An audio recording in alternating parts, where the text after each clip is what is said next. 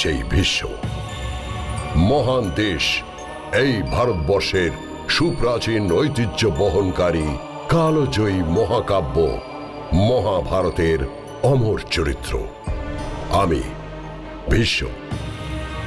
হস্তিনাপুরের যুবরাজ আমি, দেবী গঙ্গার পুত্র আমি দেবব্রত।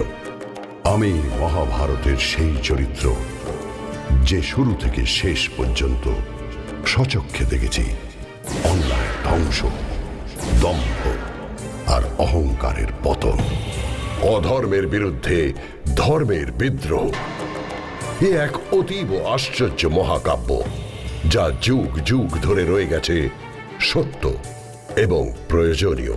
আর তাই সময়ের প্রয়োজনেই আমি আবার এসেছি বর্তমান সময়কে ভবিষ্যতের জন্য প্রস্তুত করতে। আমি প্রত্যক্ষ করেছি